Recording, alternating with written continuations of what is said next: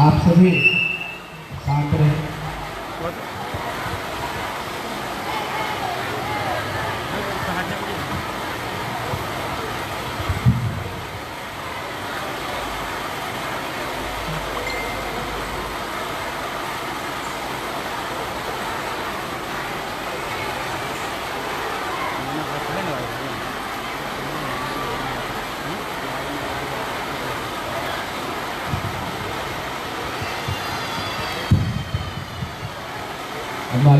माल्यार्पण के बाद आप सभी बैठ जाएं।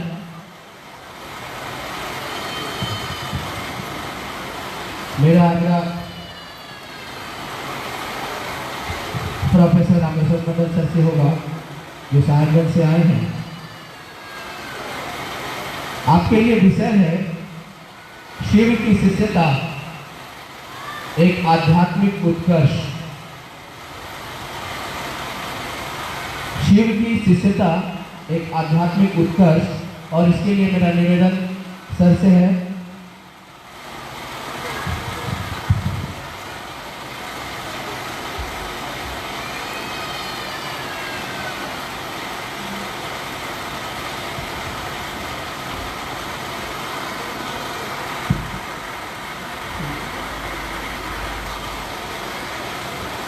अपने गुरु भगवान शिव के चरणों में प्रणाम निवेदित है। इस कालखंड के प्रथम श्री शिष्य वरेण्य गुरु भ्राता साहब श्री हरिंद्रानंद जी और हम सबों की शक्ति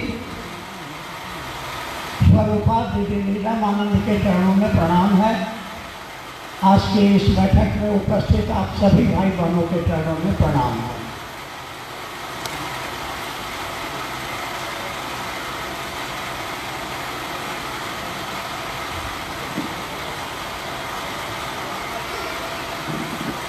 हम यहाँ उपस्थित हुए हैं भगवान शिव के जगत गुरु स्वरूप और उनकी शिष्यता के बारे में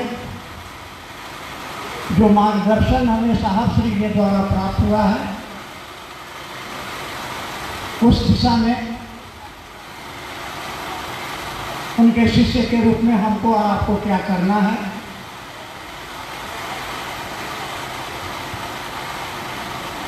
तो इसके पूर्व की शिव शिष्यता के उत्कर्ष के बारे में दो बातें करूं।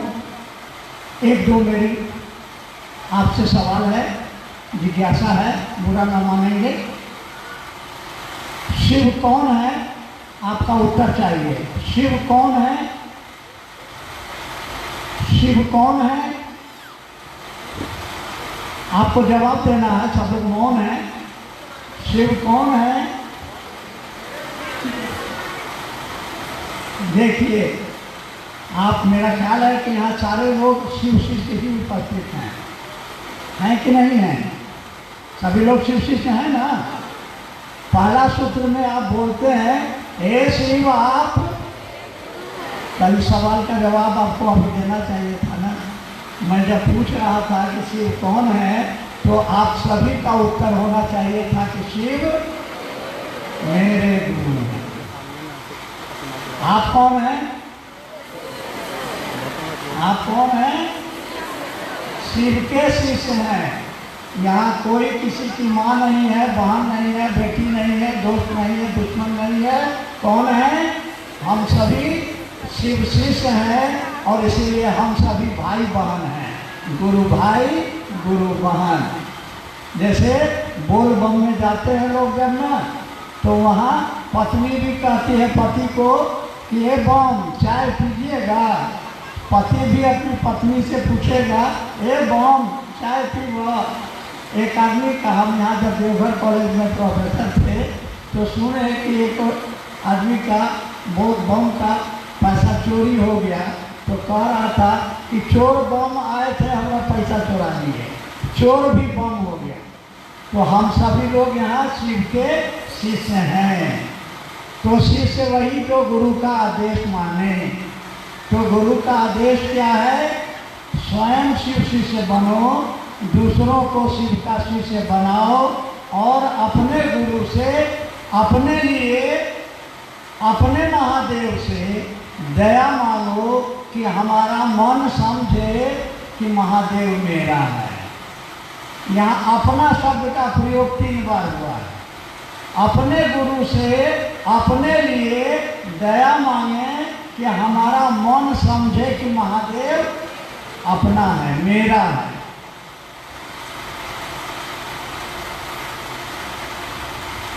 तो हमको और आपको स्वयं शिव शिष्य बनना है, दूसरों को शिव शिष्य बनाना है। ये गुरु का आदेश है और यही वो तरीका है जिसको अपना करके आप शिव को अपना गुरु बना सकते हैं। और बिना गुरु की दया के, साहब श्री हरिनारायण जी ने कहा कि बिना गुरु की दया के हमारा आपका मन नहीं समझेगा कि महादेव मेरा है। खेला आपका मेरे का है। साहब श्री ने लिखा, शिष्यानुभूति में लिखा कि शिव को अपना गुरु मानकर आप प्रणाम करेंगे तो आपके लौकिक पारलौकिक मनोरथ स्वतः पूर्ण होंगे। आपको उसके लिए कोशिश नहीं करनी है, आपको कोशिश करनी है कि हमारा आपका मन समझे कि महादेव किसका है, मेरा है। और ये समझ ऐसे नहीं आएगी, बिना गुरु की दया के नहीं आएगी, बिना 3 सूत्रों का पालन किए हुए नहीं आएगी। एक चुटकी सिंदूर माथे में डालते ही आपका मन समझ गया कि ये मेरा पत्नी, मेरी पत्नी है, ये मेरा पति है। 50 रुपये का एक चप्पल खरीदे, आपका मन समझ गया कि ये चप्पल मेरी है। लेकिन 40 साल हो गए रटते हुए, हे शिव आप मेरे गुरु हैं, मैं आपका शिष्य हूँ, मैं आपकी शिष्या हूँ, मुझ पर दया कर दीजिए। लेकिन मन, दिल है कि मानता नहीं मान रहा है। कि खाली बोलने से नहीं होगा। हम देखते हैं क्षेत्रों में गुरुबाना लोग, हाँ आइए गुरुबान चर्चा दीजिए, तो साहब भैया ने 3 सूत्र दिया है, दया, चर्चा, नमन। और हम अपनी वाणी को गुरु के चरणों में स्थान देते हैं। आप सभी को प्रणाम। ये करने बोलने से नहीं होगा, इसको दिल में उतारना होगा, आपका दिल में उतारना होगा। आप क्या हैं, कैसे हैं, इससे कोई मतलब नहीं है। मानव शरीर में आप हैं और बड़े भाग मानुष तन पाया। मनुष्य के शरीर में है, ये सौभाग्य मिला है। शरीर पाने के लिए, मानव शरीर पाने के लिए देवता भी तरसते हैं, क्योंकि इसी शरीर में आप चाहें तो शिव हो सकते हैं, आप चाहें तो नरक के कीड़े बन सकते हैं। ये आपको आज़ादी मिली है। तो ये मानव शरीर मिला है। इस शरीर का उपयोग आप शिव होने के लिए कीजिए, या फिर ये जीवन में दुखों को झेलने के लिए, तबाही और बर्बादी को बर्दाश्त करने में निकाल दीजिए। फैसला आपको करना है। ये शिव शिष्यता का उत्कर्ष, उत्कर्ष का माने होता है खिलना, पुष्पित होना। एक बीज है, पीपल का बीज, एकदम छोटा सा, राई के छोटा से दाना की तरह, उससे भी छोटा दाना होता है, लेकिन उसके अंदर विशाल वृक्ष होने की संभावना छिपी हुई है। वह छोटा सा पौधा पीपल का, कोई बच्चा भी आएगा हाथ पकड़ के उसको उखाड़ के फेंक देगा, लेकिन थोड़ा समय दीजिए, वही पीपल का छोटा सा नन्हा सा पौधा जब विशाल वृक्ष बनेगा तो 5-7 हाथी उसकी जड़ों में बांध दीजिए, उसको नहीं उखाड़ सकेगा। तो हम और आप भी एक संभावना है, एक बीज है। हमारे आपके अंदर भी वही महादेव बैठा हुआ है। जतो जीव ततो शिव। शिव शिष्यता का उत्कर्ष, उत्कर्ष का माने बढ़ना, फलना, फूलना। एक कली खिलती है, फूल बनती है।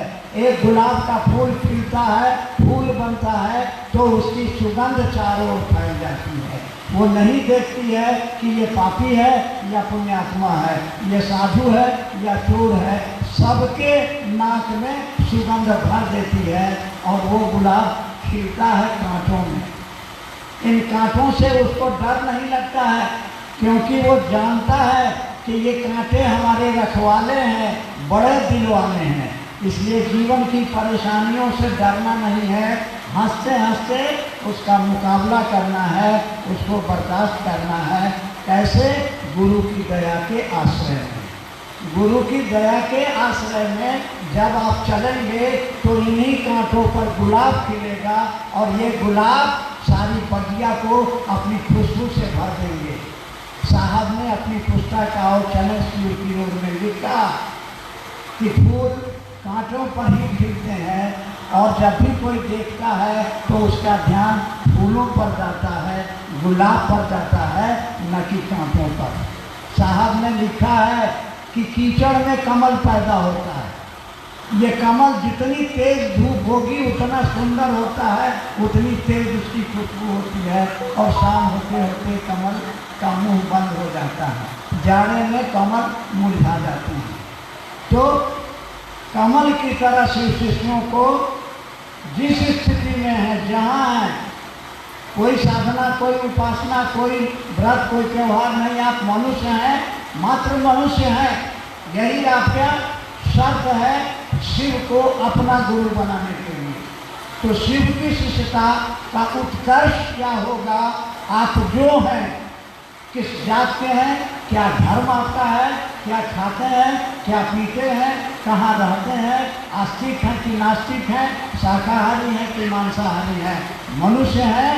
आपको पैदाइशी हक है शिव को अपना गुरु बनाएं, क्योंकि वही आपके अंदर शिव भाव को, शिष्य भाव को शिव भाव में बदलने की ताकत रखते हैं।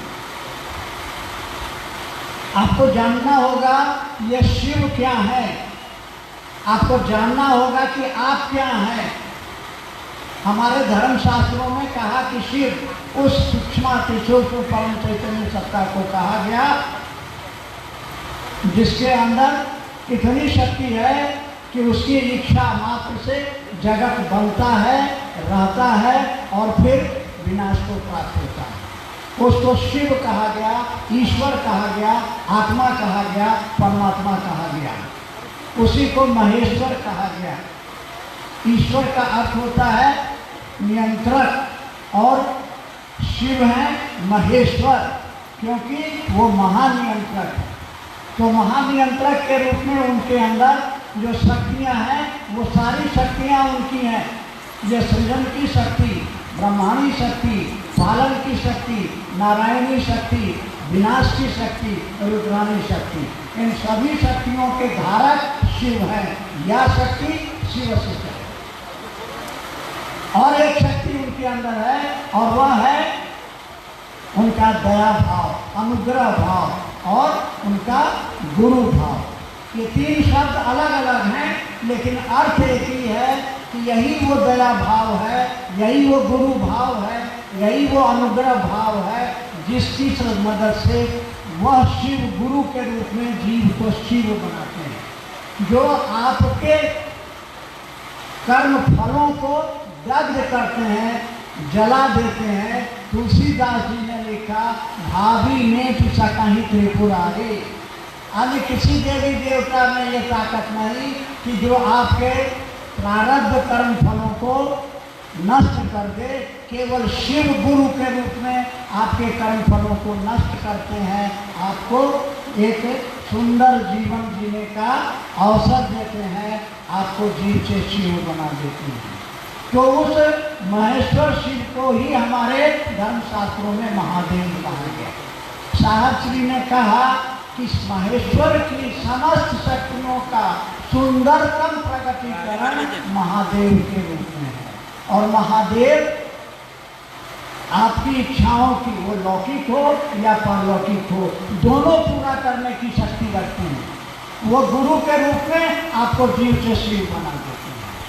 अब उस महादेव का चेला कैसे बना जाए, इसके लिए अब तक जो हमारे 10,000 वर्षों में किताबों में आया कि शिव गुरु हैं, आदि गुरु हैं, गुरुओं के गुरु हैं, जगत के गुरु हैं, लेकिन 1980 के दशक के पहले किसी व्यक्ति ने नहीं कहा कि आप शिव को अपना गुरु बनाइए। साहब श्री हरिनारायण जी वो इस कालखंड के प्रथम व्यक्ति हैं जिन्होंने शिव को अपना गुरु मानकर जांचा, परखा, और तब उन्होंने कहा, लोगों को कहा कि हमने गुरु मान करके देखा है, वह महादेव कागज का गुरु नहीं है, वो सचमुच में गुरु का काम करते हैं। हमने शिव को गुरु मान करके देखा है, आप भी उनको अपना गुरु मान के देखिए। क्योंकि मनुष्य के जीवन का जो सर्वोच्चतम लक्ष्य है, जो उत्कर्ष है, एक मनुष्य को क्या होना, आज नहीं तो कल हम मौत के मुहाने पर खड़े हैं और एक दिन शरीर को छोड़ के चले जाएंगे। साहब ने हमको क्या संदेश दिया कि शिव शिष्य बनिए, इस जगत में रहिए, लेकिन जगत का होके मत रहिए। ये शिष्यता का उत्कर्ष है, आप जगत में रहिए लेकिन जगत।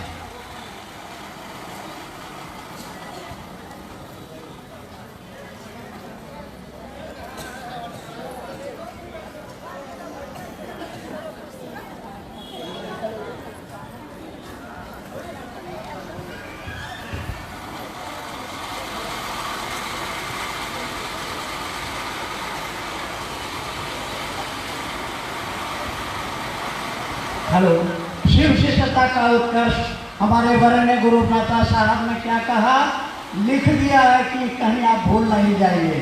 किताबों में लिखा है, आओ चले शिव की ओर, पढ़िएगा, रहो तो शिव, बनो तो शिव और जियो तो शिव। खाली अपना नाम लिखवा लेने से, घोषणा करवा लेने से नहीं चलेगा। आपको क्या करना होगा, शिव के जैसा बनना है, शिव की तरह आपको काम करना है। तो शिव ने क्या किया है, आपके गुरु ने क्या किया है, क्योंकि हर गुरु अपने शिष्य को अपने जैसा बनाता है। वो शिव है, वो महादेव है, वो दाता है, दानी है, सारे लोग उससे मांगने आते हैं और वो स्वयं भिखारी है। वो महादेव त्रिलोकीनाथ है, लेकिन रहने को घर नहीं है, लेकिन सबका भला सोचता है। उसने अपने लिए कालकूट जहर को रख लिया और दुनिया को कहा, जाओ तुम जहर, तुम अमृत पियो। आपका गुरु कैसा है, उस गुरु की आश्रय में शिवलिंग पर वो सांप जिसे आप घर में देखते हैं और लाठियों से पीटते हैं, मारते हैं, अगर वो शिवलिंग पर नजर आता है तो कोई लाठी लेके नहीं जाता है, दूध लावा लेके जाता है। और वो सांप अब सांप नहीं, नाग बाबा कहलाता है। साहब श्री ने कहा कि आप सांप बनना चाहते हैं या नाग बाबा बनना चाहते हैं, फैसला आपके हाथ में है। कितना आसान है, मात्र आप शिव से जुड़ जाएं। वह चंद्रमा जो कलंकी है, महादेव के माथे पर स्थापित हो गया तो वह चंद्रमा भी पूजनीय हो गया। तो हम और आप क्यों नहीं उस महादेव को अपना महादेव बना लें। कैसे बनाएंगे अपना मन, क्योंकि हमारा जो जन्म हुआ है जीव रूप में हुआ है, जगत का आकर्षण इतना प्रबल है। एक छोटा बच्चा पैदा होता है, थोड़े दिनों के बाद थोड़ा बड़ा होता है, अपनी गेंद अपने भाई को खेलने के लिए नहीं देता है, क्योंकि मेरा है। तो जगत की चीज़ों को अपना समझना ये हमारा नैसर्गिक, ये जन्मजात गुण है। वह जगत जो आज है कल नहीं रहेगा, वह जगत जो लगता है मेरा है, जो मेरा नहीं है। ये शरीर मेरा है, ये जीवन मेरा है, ये सुख दुख मेरे हैं। हम तो हंसना चाहते हैं, हमको कोई रुला देता है, हम तो जीना चाहते हैं, कोई हमको मार देता है। तो मेरा अपना क्या है, यह ज्ञान गुरु देंगे। जगत के इस आकर्षण में डूबे हुए मन में उस शिव के प्रति आपके मन में प्रेम का जो अंकुरण करा दे, उसको गुरु कहा गया है। और ऐसे गुरु आज दुनिया में नहीं है। इसलिए जगत गुरु शिव की शरण में जाने के लिए साहब श्री संकल्प लिया है, हमारी दीदी माँ ने संकल्प लिया है कि एक एक व्यक्ति के दिलों में शिव शिष्यता की जड़ों को जमाना है। साहब ने अपनी शिक्षानुभूति में लिखा। आओ चले शिव की ओर पुस्तक में लिखा कि न मुझको पद चाहिए, न पैसा चाहिए, न सम्मान चाहिए, न पुरुषार्थ चतुष्टय चाहिए। क्या चाहिए? एक एक व्यक्ति के दिलों में शिव शिष्यता की जड़ें जमा सके, एक एक व्यक्ति शिव का शिष्य बने, ताकि उसके जीवन में फूल खिले, उसकी खुशबू से घर, समाज, परिवार और पूरा विश्व सुगंधित हो जाए। आपस में हम और आप प्रेम से रहें, भाईचारे से रहें, एक दूसरे के सुख दुख में काम आए। राम करे ऐसा हो जाए, मेरी निंदिया तोहे लग जाए, मैं जागूं तू सो जाए। ये है शिव शिष्यता का चरम उत्कर्ष। ऐसा भाव हमारे अंदर आ जाए, हम यथार्थ में शिव शिष्य बने, तो यथार्थ में जो शिव शिष्य होगा उसका लक्षण क्या होगा? साहब ने कहा अहंकार और हठ, ये आपके अध्यात्म के रास्ते में सबसे बड़े बाधक हैं। अगर आप में अहंकार है, अगर आप में हठ है, अगर आप में ऐसी चीज़ें हैं, तो आप अध्यात्म में नहीं बढ़ सकते हैं। तो क्या चाहिए? अपने वरीय होने के अहंकार को त्याग देना होगा कि हम 20 साल पुराने शिव शिष्य हैं, इसलिए हम जो कहते हैं सो मानना होगा। गलत। आज जिसने शिव को माना है और जो 20 साल, 25 साल, 50 साल से शिव को गुरु मान के बैठा है, गुरु की दृष्टि में दोनों को समान अधिकार है। दोनों शिव के शिष्य हैं। किसी को डांटने का, किसी को फटकारने का अधिकार गुरु ने नहीं दिया है। तो गुरु यथार्थ में शिव शिष्य कौन होगा? तो जो समाज और गुरु के सामने विनीत होगा, जो शिव का अनुचर होगा, वह शिव जो सादगी की, साधुता की मिसाल है, पराकाष्ठा है। कहा जाता है कि अन्य देवताओं के दास होते हैं, लेकिन शिव के गण होते हैं। शिव का आभूषण क्या है? तो उनके गण हैं। शिव कहते हैं कि मैं तुम्हें अपना दोस्त समझता हूँ, तुम मुझको अपना भगवान समझते हो। मैं दोस्त हूँ। और आप देखिए, महादेव से कहिए, आप जो कहते हैं महादेव पूरा करते हैं। बगल में देवघर है, बाबा धाम। लोग मानता है, बेटा मानता है तो बेटा होता है, बेटी की शादी नहीं हो रही है, बेटा को नौकरी नहीं हो रहा। आज हमारे क्षेत्रों में हमको सूचना मिलती है कि किसी ने शिव को गुरु मान लिया और कहा कि हमारे बेटे को नौकरी मिलेगी तो चर्चा करा देंगे, और नौकरी लग जाती है और लोग चर्चा कराते हैं, गश्ती चर्चा, यानी महादेव सुनते हैं। आप भी कहिएगा, साहब ने क्या कहा? उस महादेव से कहो, महादेव से कहो। हम लोग आदमी को कहते हैं, क्षेत्र में जाते हैं, चर्चा स्थल में जाके बोलते हैं, अपने महादेव को नहीं कहते हैं, हे महादेव ऐसी दया कीजिए कि मेरा मन समझे कि आप, ये समझ हमारे अंदर आ जाए शिव शिष्यता का चरम उत्कर्ष। क्योंकि आपका समझ आ जाए कि शिव मेरा है, तो जीना तेरे लिए, मरना तेरे लिए। और जो गुरु ने कहा है वो काम ईमानदारी से करेंगे, व्यापार नहीं बना लेंगे, इसको अपनी आमदनी का जरिया नहीं बना लेंगे। क्योंकि साहब दुखी थे। हमने कहा कि लोगों को शिव से जोड़ो, और तुमने अपने से लोगों को जोड़ लिया कि ये कौन है, कि मंडलवा का आदमी है, ये कौन है, तो फलाना का आदमी है। आपको शिव से जोड़ना था, आप क्षेत्र से जोड़ गए। हमको शिव शिष्यता का उत्कर्ष क्या होगा? यानी फूल खिलेगा, शिव शिष्यता का फूल खिलेगा, उसकी सुगंध फैलेगी, तो क्या होगा? साहब ने कहा कि तुम नायक बनो, नेता नहीं। समाज के साथ रहो, लोगों को आगे बढ़ाओ, लोगों के दिलों में शिव को प्रतिष्ठित करो। ये सारी धरती शिवमय हो जाए, प्रेम की सुगंध से भर जाए। हमारी शिव शिष्यता का उत्कर्ष यही है।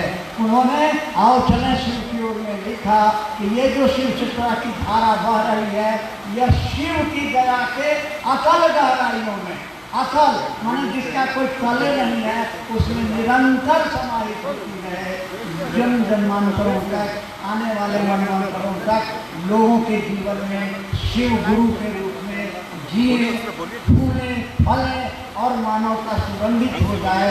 इसी में शिष्य के रूप में हमारा और आपका जीवन कृतार्थ होगा, हमारे और जीवन की सफलता होगी। हमारे और साहब दीदी का संकल्प, उस दीदी का जिन्होंने मर मर के गुरु कार्य किया और करते करते अपने शरीर को छोड़ा, उस साहब श्री हरिनानंद जी का जो पारस हॉस्पिटल में गए हैं, जहाँ जिंदगी और मौत की लड़ाई चल रही है, वहाँ उनके मन में आया कि मुझको देखने इतने गुरु भाई आए, राजेश उनके लिए पानी की व्यवस्था करो, उनके लिए सत्तू की व्यवस्था करो, लोग धूप में खड़े हैं।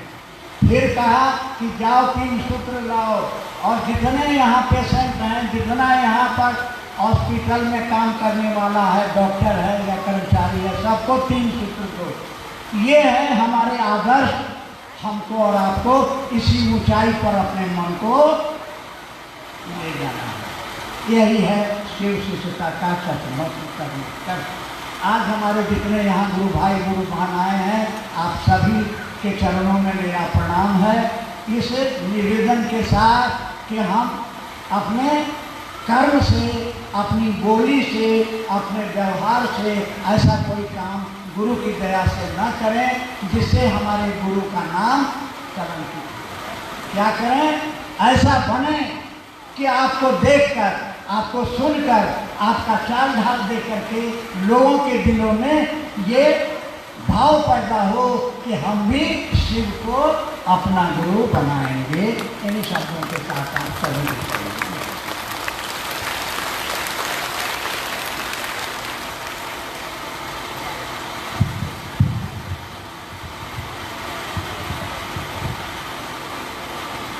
अभी हम लोग सुन रहे थे प्रोफेसर रामेश्वर मंडल सर जी को, शिव की शिष्यता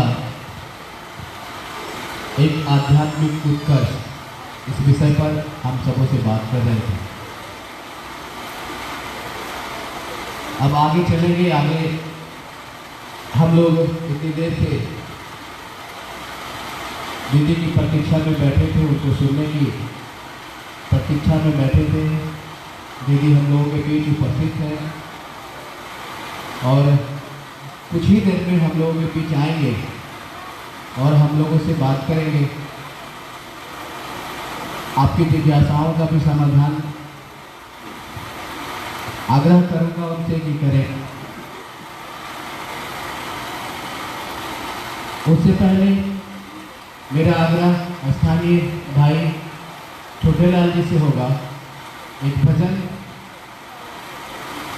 हम सबको आप सुनाए, एक शिव गुरु भजन। भाई छोटेलाल जी।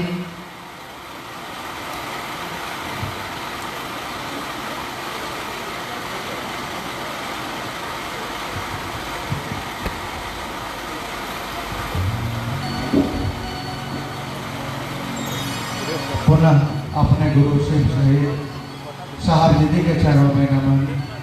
आप सभी पंचन गुरु भाई गुरु भाई तमाम सुनने वाले आदमियों के चरणों में नमन। अपने अपने चरणों में मेरा नमन स्वीकार।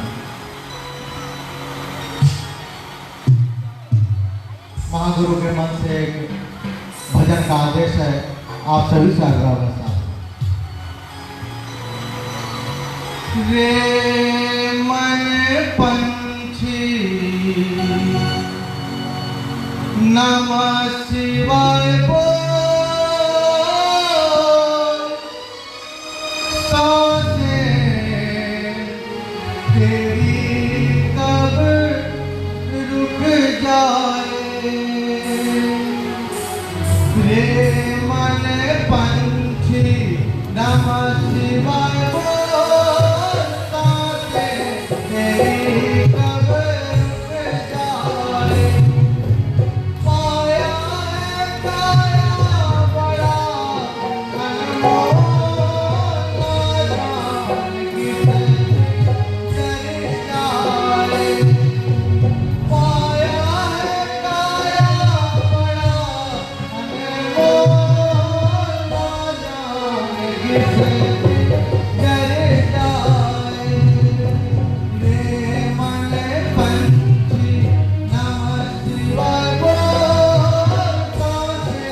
तेरी कब रुक जाए रे मन पंछी नमः शिवाय बोलता है तेरी कब रुक जाए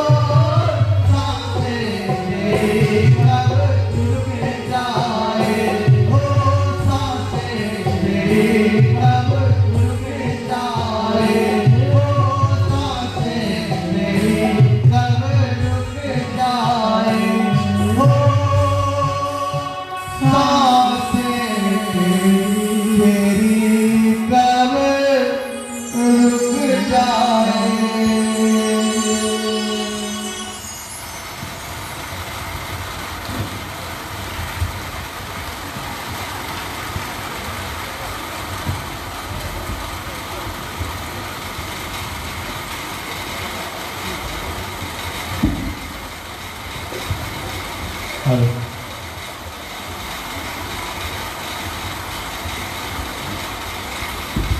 अभी हम लोग एक भजन सुन रहे थे भाई छोटेलाल जी से।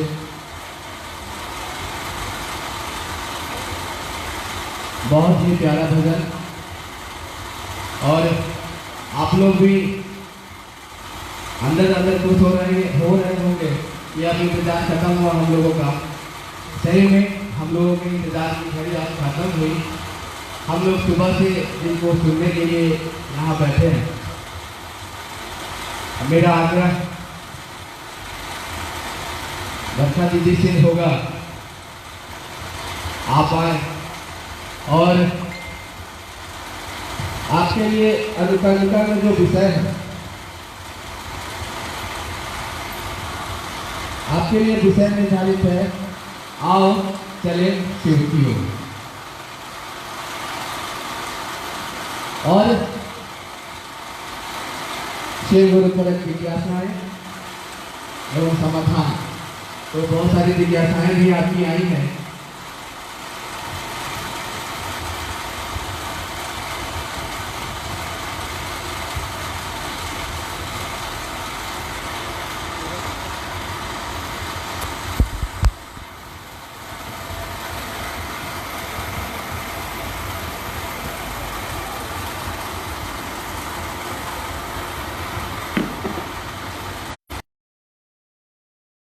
मेरे गुरु महेश्वर शिव को मेरा प्रणाम है। इस कालखंड के प्रथम शिव के शिष्य और हम सबों के परम आदरणीय वरेण्य गुरुभ्राता साहब श्री हरिनानंद जी के चरणों में मेरा प्रणाम है। शक्ति स्वरूपा दीदी नीलम आनंद जी के चरणों में मेरा प्रणाम है। और संथाल परगना में स्थित दुमका जिले में इस हॉल में उपस्थित आप सभी गुरु भाई गुरु बहन के चरणों में मेरा प्रणाम है।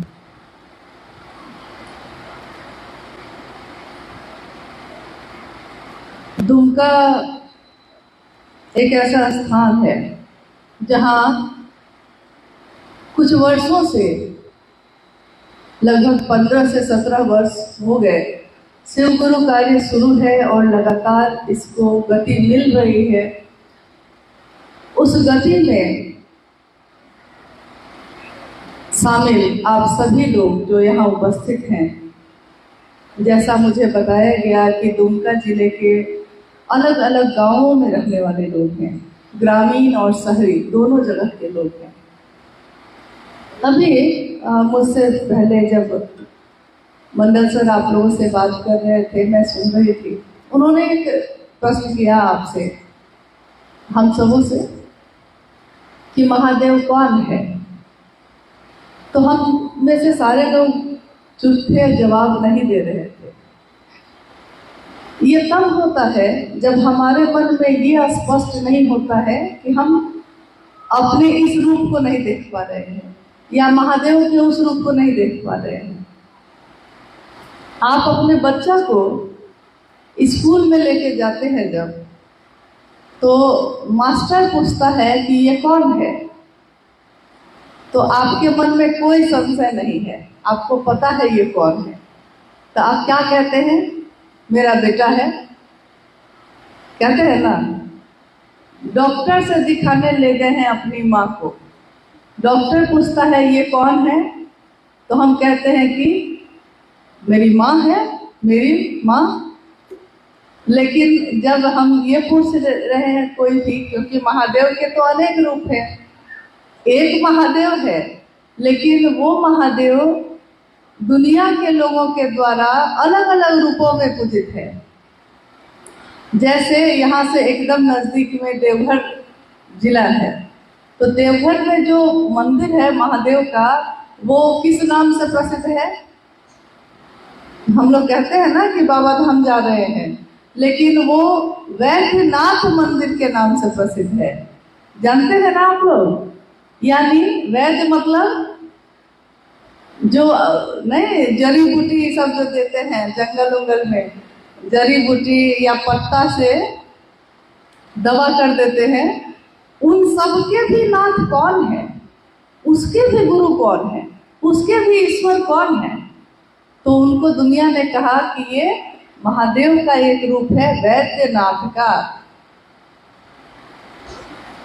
काल को भी जिससे डर लगता है वो कौन है? तो दुनिया ने कहा कि महाकाल है वो। और हमारे वरेण्य गुरु भ्राता ने कहा कि वही महादेव जो ईश्वर है, जो महेश्वर है, जो महाकाल है, जो वैद्यनाथ है, लेकिन उसका एक रूप और है, जगत गुरु शिव का रूप।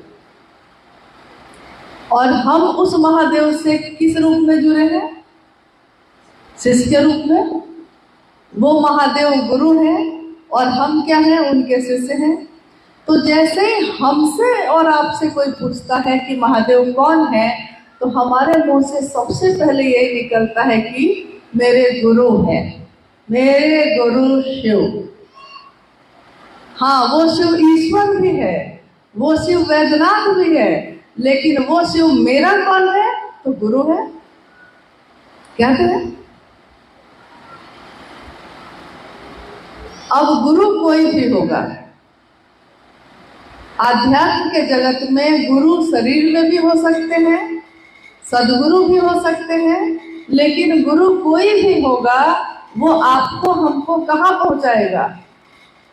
पहुंचा के कहाँ ले जाएगा? ईश्वर के पास, ईश्वर से मिलाएगा। क्योंकि एक आदमी का, एक इंसान का उस महादेव से एक हो जाना ही उसका सबसे बड़ा आध्यात्मिक उत्कर्ष है। सबसे ऊपर जाने पे क्या हो सकता है? पहाड़ पे चढ़ते हैं, तो पहाड़ पे चढ़ते चढ़ते आप देखे होंगे कि पहाड़ जब आप चढ़ते हैं तो बहुत जगह होती है, इधर से भी जा सकते हैं, उधर से भी जा सकते हैं, लेकिन जैसे जैसे आप ऊपर जाते हैं तो जगह कम होती जाती है। पहाड़ की चोटी जो होती है, जगह कम होती जाती है, और आपकी मंजिल जो है धीरे धीरे आप समझ जाते हैं कि मंजिल कहाँ है, और उसकी चोटी पे पहुँचते हैं, पहाड़ के ऊपर। तो जब पहाड़ के ऊपर पहुँच जाते हैं तो एक ही जगह होती है ना चोटी, चोटी जगह अलग अलग जगह नहीं होती है, चोटी एक ही जगह होगी। पहाड़ पे पहुंचने के बाद हमको लगता है कि अब हम लोग सबसे ऊपर आ गए। अब अगर चलना चाहेंगे तो ऊपर तो अब चल नहीं पाएंगे, फिर नीचे ही चलना पड़ेगा। पहाड़ पे चढ़ के जब चोटी पे पहुंच गए हैं तो फिर नीचे ही चलना पड़ेगा ना, उसके ऊपर तो आसमान में तो चलने आता नहीं है हम लोग को। यही है जीव से शिव होना और उसी शिव का फिर से जीव के पास आना। यानी महादेव की इच्छा से ये दुनिया बनी, ये सृष्टि बनी, और जब सृष्टि में एको हम बहुश्याम, मैं एक से अनेक हो जाऊं, जब ये हो गया, दुनिया में लोग ही लोग हो गए, शिव की कितनी रचनाएं हो गई, तो एक दिन ये फिर से कहाँ लौटेगा, कहाँ चलेगा, किस तरफ चलेगा? तो उसी पहाड़ की चोटी पे फिर से लौटेगा। और ये लौटाता कौन है? तो वही महादेव गुरु के रूप में हमको रास्ता दिखाते हैं। क्योंकि हम लोग हैं सामान्य लोग भाई, साधारण लोग हैं, हम लोग को क्या आता है? साधना करने आंख बंद करके बैठते हैं तो मन भटक जाता है, माला लेके जप करने नमः शिवाय से बैठते हैं तो माला आंखें बंद हो जाती है, माला छूट जाती है। 4 दाना आगे बढ़ाए हैं, 5वें दाने पे जाके मन भटक गया, मतलब कि माला पे जप भी नहीं हो रहा है। साहब बोले कि सांस पे कर लो, सांस लिए तो सोचे कि नमः, छोड़े तो सोचे कि शिवाय, और फिर लेने से पहले थोड़ा सा रुक गए कि ठीक से ले रहे हैं कि नहीं ले रहे हैं, मतलब कि वो भी नहीं हो पा रहा है। उपवास, आराधना, उपासना, मंत्रों का जप कुछ भी नहीं होता है। तब भी महादेव से साहब भैरवानंद जी ने कहा कि तब भी अगर अंतः से पुकारोगे, बुलाओगे उस महादेव को, अपने दिल की गहराई से बुलाओगे तो वो महादेव सुनते हैं। मालिक बहुत करीब से सुनते गरीब की। वो मालिक ऐसा है, कैसा मालिक है वो? क्योंकि वो गरीब से गरीब अगर दुनिया में कोई है, उसको करीब से बुलाता है, अंदर से बुलाता है, तो वो महादेव उसके नजदीक आकर उसकी बात सुनते हैं। जो दुनिया का मालिक है वो हमारे आपके लिए इतना नीचे तक आ सकता है, लेकिन गुरु के रूप में साहब ने कहा कि उन तक पहुंचना आसान है। यहाँ के कलेक्टर के पास ऐसे जाना आपके लिए बहुत मुश्किल है, लेकिन कभी कभी आपने सुना होगा कि किसी जिले के कलेक्टर जो है उनको पढ़ाने का बहुत शौक है, तो वो क्या करते हैं, कभी कभी किसी बस्ती में जाके बोर्ड लगाकर बच्चों को वहाँ पे पढ़ाने लगते हैं।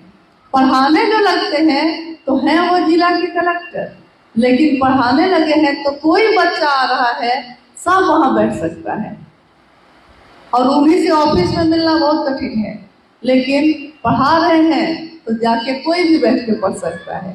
वो महादेव महेश्वर के रूप में सबसे ऊपर है, उनसे मिलना कठिन है, श्रम साध्य है, बहुत लंबी प्रक्रिया है, कितनी साधना, कितने मंत्रों का जप, तब कहीं जाके कुछ रास्ता बन सकेगा। लेकिन शिष्य के रूप में हमको कुछ नहीं आता है, तब भी महादेव शिष्य के रूप में स्वीकार करते हैं। यही बात किताबों में लिखी हुई है कि जगत गुरु है वो, लेकिन हमको आपको पता नहीं था। साहब भैरवानंद जी ने जब 1974 में शिव को अपना गुरु बनाया था, उससे पहले उनके जीवन में भी काफी भटकाव आए। वो खोजते रहे, गुरु की तलाश में चलते रहे, गुरु की तलाश करते रहे। कितने गुरु मिले, लेकिन हर जगह धोखे खाए उन्होंने।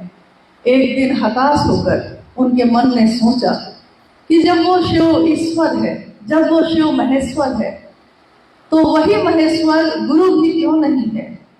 क्योंकि दुनिया कहती है कि कोई गुरु होता है तो वो क्या होता है कि उसी गुरु में ब्रह्मानी शक्ति होती है, उसी गुरु में वैष्णवी शक्ति होती है, उसी गुरु में महेश की शक्ति होती है। ब्रह्मानी यानी कि पैदा करने वाला, वैष्णवी यानी कि जीवन को चलाने वाला, महेश यानी कि जीवन को उसका संहार करने वाला, तीनों शक्ति होती है गुरु में। यहाँ तक कि वो गुरु पर ब्रह्म होते हैं, ईश्वर ही होते हैं। बस इतनी ही बात उन्होंने उस दिन सोची थी, एक सोच थी, वो एक विचार था ये कि शिव को ही अब अपना गुरु बनाएंगे। शिव को उन्होंने अपना गुरु बना लिया, और उसके बाद के वर्षों में, उसके बाद जो समय गुजरा, धीरे धीरे उनके जीवन में कुछ घटनाएं होने लगी। वो जो चाहते हो जाता, वो जो सोचते हो जाता। यहाँ तक कि इतनी घटनाएं घटी कि उनको लगता था कि महादेव दिखाई नहीं देते हैं, लेकिन वो एहसास करा रहे थे, महसूस करवा रहे थे कि मैं हूँ। और इतना ज़्यादा ये हो गया कि एक दिन साहब भैरवानंद जी के मन ने ये समझ लिया कि वो शिव सचमुच में गुरु हैं। जब उनके मन ने समझ लिया ये, तब उन्होंने लोगों को कहना शुरू किया। आप लोग इस कहानी को जानते हैं कि नहीं, कि साहब ने शिव को गुरु कैसे बनाया, कैसे उनके जीवन में नमः शिवाय आया, और कैसे आकाशवाणी हुई कि तुम क्या करते हो। देखिए, अभी अभी जो प्रश्न पे हम लोग बात कर रहे थे, उसका उत्तर इस घटना में भी है। आकाशवाणी हो रही है और सुबह की बेला है, अभी सूर्योदय हुआ नहीं है। साहब बैठे हैं अकेले, आवाज आती है कि तुम क्या करते हो। साहब बाद में कहते हैं हमेशा कि उस दिन मैं डिप्टी कलेक्टर था, मधेपुरा से बेगूसराय आया था और बेगूसराय में रात में जिनके यहाँ रुका था उन्हीं के अहाते में, उन्हीं के कैंपस में सुबह में कुर्सी लगा के बैठा हूँ। 4 साढ़े 4 का समय है और कहीं कोई नहीं है, आवाज आती है। साहब ने कहा कि मैं किसी का बेटा था उस दिन, मैं किसी का पति था उस दिन, मैं किसी का पिता था उस दिन, मैं किसी का दोस्त था, मैं खुद लौकिक जगत में डिप्टी कलेक्टर था। लेकिन जब आवाज ने पूछा कि तुम क्या करते हो, तो मैंने उत्तर क्या दिया था? साहब ने उत्तर में क्या बोला कि मैं क्या करता हूँ? उन्होंने उत्तर दिया कि मैं शिव शिष्य बनाता हूँ। देखिए, हालांकि बाद में वो कहते कि यही कह के तो मैं फंस गया, मैं कुछ और कहता तो शायद ये काम मुझको नहीं मिलता, लेकिन मैंने न जाने क्यों ये कहा कि मैं शिव शिष्य बनाता हूँ, शिव शिष्य बनाता हूँ। आवाज ने कहा कि जो तुम करते हो वही दूसरे को करने को कहो। तब साहब ने कहा कि मैं क्या करता हूँ, तब उन्होंने सोचा कि मैं क्या करता हूँ। तो उनको याद आया कि मैंने क्या किया, मैंने पहले शिव को अपना गुरु बनाया और अब मैं दूसरे को शिव शिष्य बना रहा हूँ। मतलब स्पष्ट हो गया कि काम क्या है। गुरु की दया गुरु आदेशित अनुसार करने भर से मिलती है। गुरु की दया यानी गुरु ने जो आदेश दिया है उतना ही करने से गुरु की दया हो जाती है। कैसे? एक आश्रम में गुरु और शिष्य की परंपरा थी। उसमें एक बालक आया और उसके गुरु बहुत व्यस्त थे उस समय। तो वो आके बोलता है कि मैं आपका शिष्य बनना चाहता हूँ। गुरु व्यस्त हैं, बहुत लोग हैं।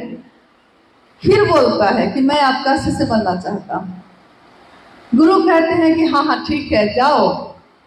शिष्य कहता है कि क्या करूं जाकर, मतलब अब शिष्य मैं बन रहा हूं आपका, तो गुरु का आदेश क्या है मेरे लिए? तो गुरु कहते हैं कि जाकर धान कूटो। कोई काम समझ में नहीं आया है तो सामने जो है धान कूटने का नहीं रहता है, लकड़ी से मूसल से जिसमें धान कूटते हैं। तो गुरु ने कहा कि जाओ धान कूटो। बरस पे बरस बीत गए, गुरु के ध्यान से भी उतर गया वो। अब गुरु जो है वृद्ध हुए। उन्होंने कहा कि इस आश्रम को चलाने का संचालन अब सोचता हूँ कि किसी के हाथ में दे दूं, और मैं अब वृद्ध हो गया तो मैं चाहता हूँ कि अब ईश्वर की आराधना में अपना समय बिताऊं, बाकी ये लोग चलाएंगे। अब उन्होंने खोज शुरू की कि किसको बनाओ, जांच की, परीक्षा लेनी शुरू की कि किसको बनाओ। सबको बारी बारी से बुलाया, सबकी परीक्षा चल रही है। सब यही दिखाने में लगे हैं कि आप जो कहते हैं मैं वही करता हूं। और वो सबकी जांच करते करते, सबकी परीक्षा करते करते एक दिन क्या होता है कि वो सबको बुला के पूछते हैं कि क्या सारे शिष्यों की परीक्षा हो गई है, कोई बचा हुआ तो नहीं है? तो उसमें से एक शिष्य बोलता है कि जी गुरुजी, एक लड़का और आया था, तो आपने ना उसको कह दिया था कि धान कूटो जाके। तो गुरु को याद आया इतने वर्षों के बाद। उन्होंने कहा कि हाँ हाँ हाँ हाँ आया था, कहा था मैंने। तो कहाँ है वो? तो शिष्यों ने बताया कि वो अभी भी धान कूट रहा है। वो सुबह उठकर धान कूटने लगता है और रात तक धान कूटता है, फिर थक के सो जाता है, फिर उठता है, फिर वही करता है। गुरु ने पूछा क्या इसके सिवा उसने कुछ नहीं किया? शिष्यों ने कहा कि नहीं, उसने कुछ भी नहीं किया। तो उसी शिष्य को बुलाया गया और उसी शिष्य को सारा भार सौंप दिया गया। उसने कहा, उस शिष्य ने कहा कि मुझको क्या आता है, मुझको तो कुछ भी नहीं आता है। ये सारे जो आपके शिष्य हैं वो तो शास्त्र पढ़ गए हैं, कितने श्लोक आते हैं इनको, कितनी बातें आती हैं इनको, मुझको तो कुछ नहीं आता गुरुजी, मैं कैसे संभालूंगा। गुरु ने कहा कि तुमको जो आता है वो किसी को नहीं आता है। तुमने ये दिमाग लगाया ही नहीं कि मैं करूं ना करूं, क्यों करूं। तुमको जो मैंने कहा तुमने बस वही किया, बिना इस बात की चिंता किए कि इसका परिणाम क्या होगा। शिव की शिष्यता में 3 सूत्र दिए हैं साहब हरिनानंद जी ने। तीनों सूत्र तो पता है आपको। पहला सूत्र, हे शिव आप मेरे गुरु हैं, मन ही मन मैं आपका शिष्य हूं, मुझ शिष्य पर दया कर दीजिए। दूसरा सूत्र, गुरु आदेशित कर्म, खुद भी शिव के शिष्य बनो और दूसरे को भी शिव का शिष्य बनने के लिए प्रेरित करो। तीसरा सूत्र, मन ही मन अपने गुरु शिव को प्रणाम करने का प्रयास करिए, नमः शिवाय मंत्र से भी कर सकते हैं। गुरु आदेशित कर्म क्या है इसमें? खुद भी शिव शिष्य बनिए और दूसरे को भी प्रेरित करिए। अब हम लोग आते हैं अपनी स्थिति पे। हम लोग जो सारे लोग आज यहाँ बैठे हैं, आप अपने गांव में, अपने शहर में, अपने घर परिवार में महादेव की चर्चा करते होंगे, तीनों सूत्र करते होंगे, लेकिन हम लोग को उस समय ये याद रखना चाहिए कि हम जो आपसे या आप जो हमसे या किसी से भी आप अपने गुरु शिव की बात करते हैं तो वो आपकी वाणी को सुन रहा है, आपके शब्द को सुन रहा है। जैसे ही आप कहते हैं कि रुकिए थोड़ा आपसे बात करना है, महादेव के बारे में कहना है, वो रुक जाता है। मेरे और आपके लिए नहीं, वो महादेव के लिए रुकता है। फिर आप कहते हैं महादेव को गुरु बना दीजिए, वो गुरु बना लेता है, मेरे आपके कहने से नहीं, क्योंकि हम लोग दुनिया में और भी बात कहते हैं। कितने लोग हम लोग की बात मानते हैं? हम ही से पैदा हुआ बच्चा मेरी बात नहीं मानता, थोड़ा सा बड़ा होता है हम परेशान हो जाते हैं कि मेरी बात ही नहीं मान रहा है। हम ही पैदा किए थे, हम ही बड़ा किए, लेकिन ऐसा नहीं होता। लेकिन कोई अनजान आदमी आपकी बात को सुनता है रुक के, अनजान, आपको जानता भी नहीं है, महादेव की बात सुनता है वैसे लोगों के मुंह से जिनको कुछ नहीं आता। कितने शास्त्र आपने पढ़े हैं, कितने मंत्र का जप आप जानते हैं? हम लोग जानते हैं, हमको कुछ नहीं आता। हम लोगों ने बस इतना ही सुना है, किसी के भी माध्यम से सुना है कि महादेव मेरे गुरु हो सकते हैं और महादेव दूसरे के भी गुरु हो सकते हैं। बस इतना ही काम करना है हमको, न इससे ज्यादा न इससे कम। तो हम लोग दूसरे को शिव की शिष्टता में चलाने लगते हैं। चलते चलते एक मकाम आता है, एक ऐसी जगह आती है जब धीरे धीरे बहुत सारे लोग जुट जाते हैं। जब शुरू होता है तो कोई नहीं होता, लेकिन एक दिन ऐसा होता है कि सैकड़ों, हजारों, लाखों लोग जमा हो जाते हैं। और उस दिन हमारी भी परीक्षा होती है कि क्या हमारी परीक्षा जो महादेव की तरफ से चल रही है, सारी चीजें आपके सामने परोस के रख दी गई हैं और देखा जाता है कि इसमें से वो चुनता क्या है। अपने गुरु को चुनता है कि सम्मान चुनता है, कि पैसा चुनता है, कि सुविधा चुनता है, कि अपनी स्थापना की खोज में निकला है। वो चुनता क्या है? अगर अपने गुरु को चुनता है तो उसका सर सबके सामने झुकेगा, सबके सामने झुकेगा। लेकिन अगर अपनी स्थापना की भूख हो जाएगी तब ऐसा नहीं होगा। तो ये रास्ता प्रेम और समर्पण का है। अभी सावन का महीना चल रहा है, एक निष्ठता की बात जब आती है, सावन का महीना, महीने तो बहुत सारे हैं, 12 महीने हैं साल में, लेकिन हर बारिश होती है और बारिश का मौसम साहब को हमेशा से बहुत पसंद रहा है। तो बारिश की मौसम जब होती थी तो साहब कहते कि ये ऐसा मौसम है जब हर भावना बहुत ज्यादा तेज हो जाती है। विरह है तो विरह की भावना तेज हो जाती है, प्रेम है तो प्रेम की भावना तेज हो जाती है, समर्पण है तो समर्पण बढ़ जाता है। कुछ मौसम ऐसे होते ही हैं और इस मौसम को दुनिया के लोगों ने कहा कि ये महादेव का मौसम है, एक ऐसा मौसम। हालांकि शिव के शिष्यों के लिए हर दिन सावन का दिन है। उनका मन उस शिव की दया से भीगता ही भीगता है, शिव की दया से आर्द्र होता है, भीगता है। आपने देखा होगा कि सावन के महीने में लोग कांवड़ पे जल लेकर संकल्प लेते हैं और शिवलिंग पे जल चढ़ा देखा होगा। जब वो लोग चलते हैं संकल्प लेकर, उससे पहले वो कभी राजस्थान के भी लोग आते हैं, गुजरात से भी आ जाते हैं, बिहार से आते हैं, झारखंड से आते हैं, हर जगह के लोग आते हैं, लेकिन वो अपनी पहचान भूल जाते हैं। सब क्या कहते हैं? बोल बम बोल बम। अलग अलग जाति के लोग आते हैं, अलग अलग जाति रास्ते पे चलने लगते हैं, शिव के जल का संकल्प अपने हाथों में लेते हैं, तो उस रास्ते पे चलते चलते उनके मन से ये सारे विचार हट जाते हैं कि हम लोग किस धर्म के हैं, कि हम लोग किस जाति के हैं, कि हम लोग किस राज्य से आए हैं। याद रहता है?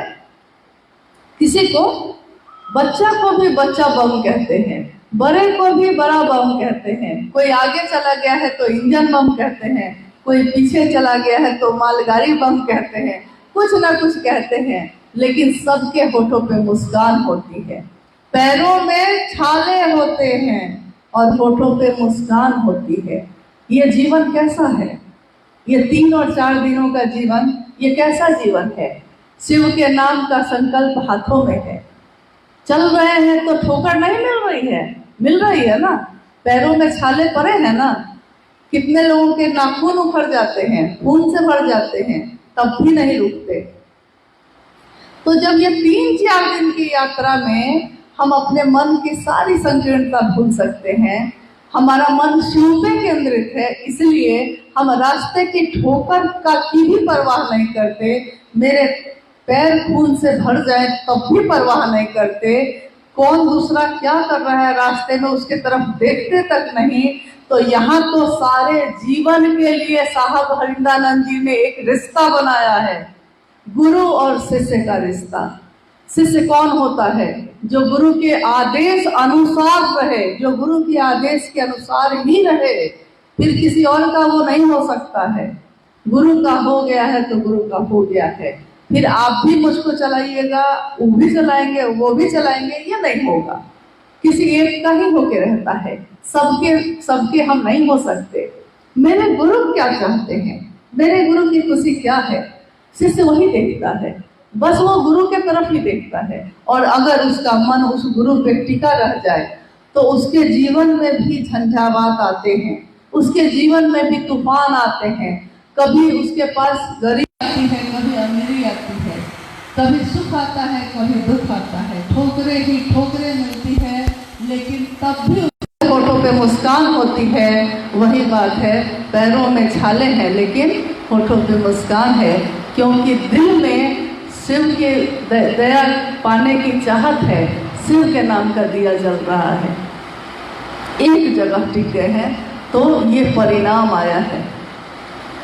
हम सब कुछ जानते हो या नहीं जानते हो, लेकिन इतना तो हम जान ही गए हैं कि इस दुनिया में कोई किसी का नहीं होता।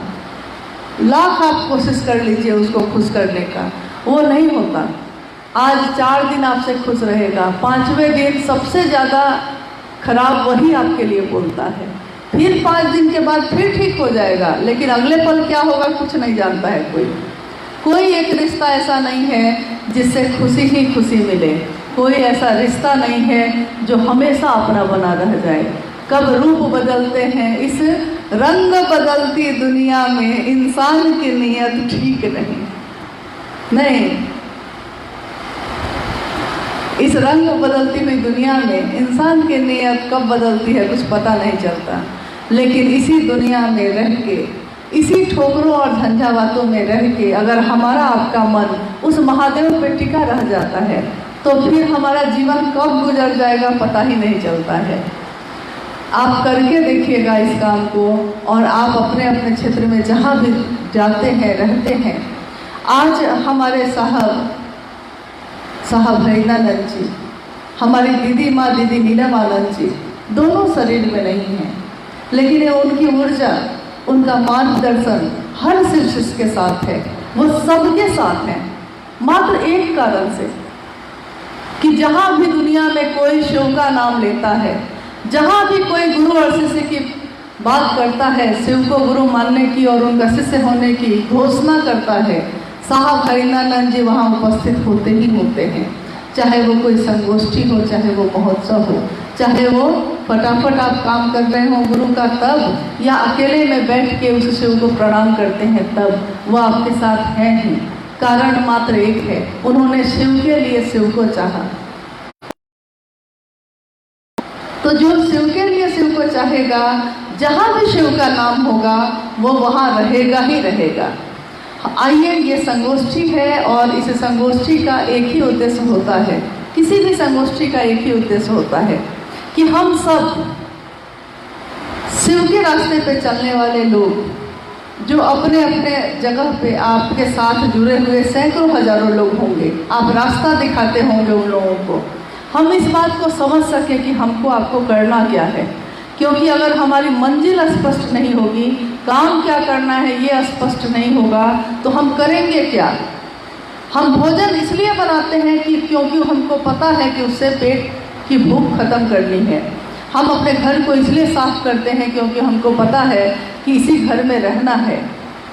हम पानी की व्यवस्था करते हैं क्योंकि हमको पता है कि प्यास बुझानी है। हम हर काम तभी करते हैं जब हमको पता हो कि इसका रिजल्ट क्या होगा, इसका परिणाम क्या होगा। हम गुरु शिष्य की बात करते हैं, हम अपने गुरु शिव की बात करते हैं, और इसका कारण हमको अगर पता नहीं हो वो क्यों करते हैं, तो इसका परिणाम भी वैसा नहीं होगा जैसा साहब ने सोचा है।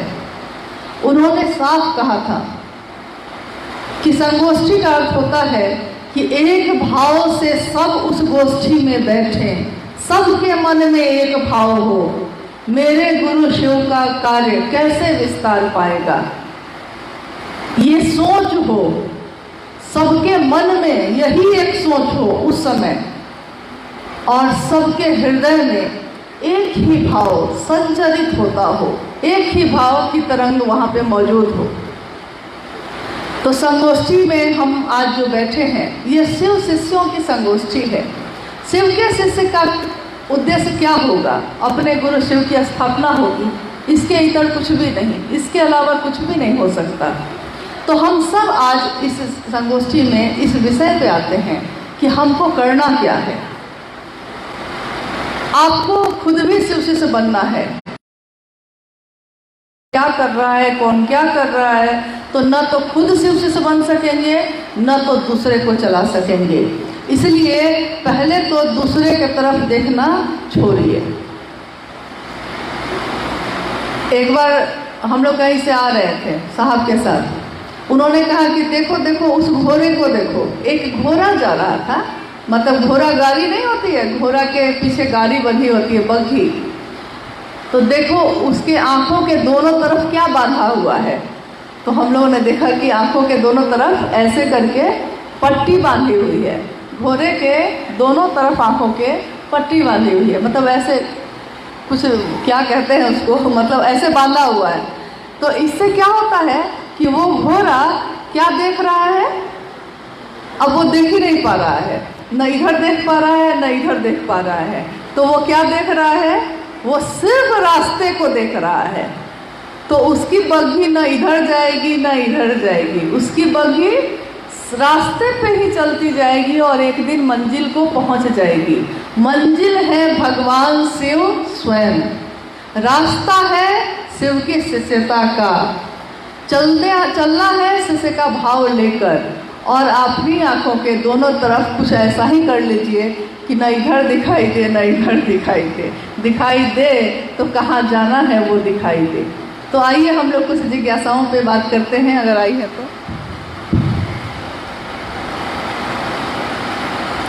पहली जिज्ञासा बहन प्रीति भारती जो दुर्गा से हैं, ये कह रही है, प्रणाम दीदी, मेरा सवाल है कि कुछ भाई बहन शिव चर्चा का मतलब नहीं समझते हैं। कुछ जगह पर शिव चर्चा में भजन को महत्व देते हैं, क्या शिव चर्चा में माँ और बजरंगबली का भजन होना चाहिए? गुरु भाई बहन को थोड़ा समझाएं। आपने जिज्ञासा सुनी है ठीक से? जिज्ञासा है कि शिव की चर्चा का मतलब क्या है, शिव चर्चा का मतलब क्या है, और क्या शिव की चर्चा में माँ का भजन या बजरंगबली का भजन या और देवी देवताओं के भजन हो सकते हैं कि नहीं, यही ना? शिव की चर्चा का मात्र एक ही प्रयोजन है, शिव की चर्चा यानी शिव की कथाएं होती रही हैं, कहानियाँ लोगों को सुनाई गई हैं, शिव पुराण की कहानियाँ, अनेक ग्रंथों की कहानियाँ कि महादेव के समय में ऐसा हुआ, कथा का प्रचलन रहा है। लेकिन शिव की चर्चा का प्रचलन पूर्व में, इतिहास में कभी नहीं दिखाई दिया। ये शिव चर्चा शब्द ही आया है वरेण्य गुरु भ्राता साहब हरिनाथ जी के द्वारा। उन्होंने कहा कि आज का आदमी बात करने में बहुत तेज है भाई, उससे उपासना नहीं होगा, साधना नहीं होगा, मंत्र का जप नहीं होगा, लेकिन बात खूब हो जाएगी। तो उन्होंने कहा कि बात का विषय बदल लो। आज तक हम लोग बात करते थे, घर में काम हो गया है तो दुकान से भी घर कोई लौट के आ गया है और घर का खाना भी बन गया है, अब पूरा दिन बैठ के क्या करना है? तो हम लोग क्या करते थे कि बैठ के पड़ोसी क्या किया है इस बात को करते थे, कौन रिश्तेदार क्या कर रहा है इस बात को करते थे, किसका बेटा को कितना नंबर आया, कौन क्या पढ़ता है इस पे बात करते थे, किसका झगड़ा किससे चल रहा है, कौन किसका दोस्त हो गया है इस पे बात करते थे, कहाँ पे साड़ी कितने में मिलेगी, कहाँ पे गहना कितने में मिलेगा, कहाँ पे खेत कितने में मिलेगा, इस पे बात करते थे। सब कुछ करते थे, लेकिन नहीं करते थे तो उस महादेव की बात नहीं करते थे, जिसके कारण ये दुनिया है, जिसके कारण हम और आप हैं, उसी को भूल के बैठे हैं।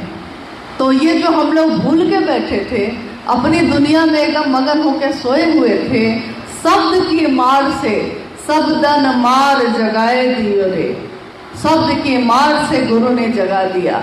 उन्होंने कहा कि शिव की बात करो, क्योंकि जिसकी बात हम सबसे ज़्यादा करते हैं हमारा मन भी धीरे धीरे उसके जैसा हो जाता है। तो सब बात करना हम जानते हैं, महादेव की बात नहीं कर सकते हैं, जितना आता है उतना ही करेंगे। और आप देखिएगा कि कहीं पे अगर किसी गांव में आप खड़े हो जाइए चौक चौराहे पे, और आप देखिए एक आदमी, अभी शादी का मौसम गुजरा, एक आदमी खड़ा होकर अपनी बेटी की शादी की बात शुरू किया है, धीरे धीरे चौक का सारा लोग जमा हो जाता है। अब सब अपनी अपनी बेटी की शादी के लिए परेशान है, सब अपनी अपनी बेटी की शादी की परेशानी बयान कर रहा है।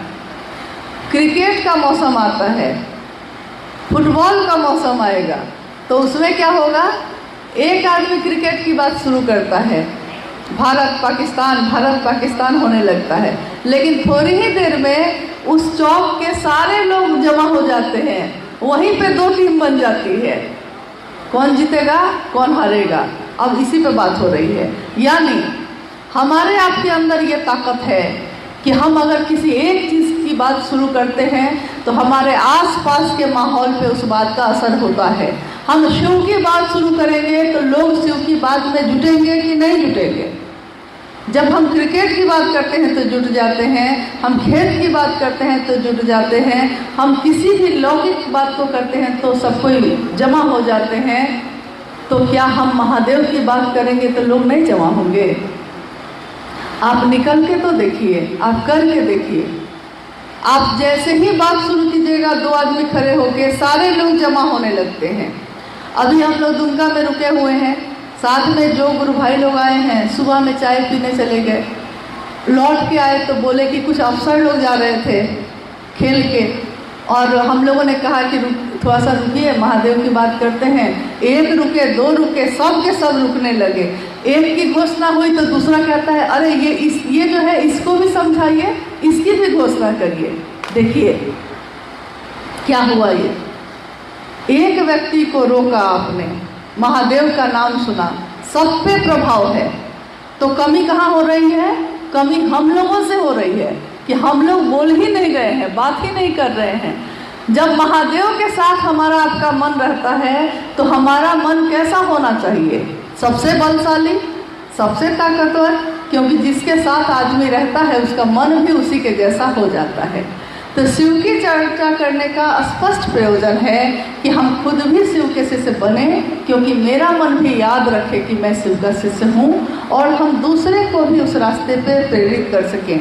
इससे ज़्यादा शुभ, इससे ज़्यादा कल्याण आप किसी का भी इस जीवन में नहीं कर सकते, क्योंकि उसको आपने अपने लिए नहीं रोका है, अपने शिव के लिए रोका है। तो शिव की चर्चा, अब हम लोग आते हैं कि शिव चर्चा स्थलों पे क्या होना चाहिए।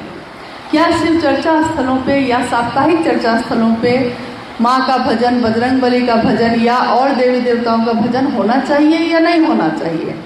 देखिए, साप्ताहिक चर्चा स्थल पे जब हम लोग जाते हैं तो हम लोग के पास समय की कमी होती है। 2 या 3 घंटे के लिए चर्चाएं होती हैं, मान लीजिए 3 घंटा के लिए होती है, और 50 गुरु भाई गुरु बहन वहाँ हैं। सबको बारी बारी से मौका देना चाहिए, 2 मिनट भी बोल ले कम से कम। अब उतनी ही देर में आपको ये काम कर लेना है, फिर सारे लोग अपने घर को लौट जाएंगे। अब अगर आप सारे देवी देवताओं के गीत और भजन गाना शुरू करेंगे तो समय तो इसी में ख़त्म हो जाएगा, गुरु की चर्चा तो हो नहीं पाएगी। इसलिए ज़्यादा अच्छा है कि ज़्यादा अच्छा क्या, आप वहाँ जुटे ही जिस कारण से हैं सिर्फ उसी कारण पे ध्यान दीजिए। आप वहाँ गए ही थे इसलिए क्योंकि शिव गुरु चर्चा होनी थी वहाँ। तो जब शिव गुरु चर्चा होनी है, शिव के गुरु स्वरूप की बात होनी है, तो चर्चा भी गुरु स्वरूप पे हो और भजन भी गुरु के स्वरूप पे हो जाए। अब रही बात कि अन्य लोगों का क्यों नहीं हो, तो भाई आप अपने घर में जाके जितना मन है गा लीजिए, कोई रोका है? घर में तो आप आराम से 24 घंटा रहते हैं, जब मन है जो मन है गा लीजिए। लेकिन एक अनुशासन तो होना चाहिए कि उस जगह पे आप किस लिए जुटे हैं। अगर सारे लोग यही करने लगे से किया जाए, सही ढंग से किया जाए। और भजन, किसी भी भजन का प्रभाव जो है मन पे अस्थायी होता है। थोड़ी देर के लिए बहुत अच्छा लगेगा, हाँ गा रहे हैं भाई, रे मन के पंछी तू नमः शिवाय रट रहा, मतलब गा रहे थे गुरु भाई, हम लोग को याद आ गया कि हाँ सही बात है। कोई उठ के उधर, कोई उठ के उधर, कोई इधर, कोई उधर, तुरंत ऊपर से नीचे आ गया मन। नहीं, अस्थायी, यानी भजन का प्रभाव होता है लेकिन क्षणिक होता है, थोड़ी देर के लिए होता है।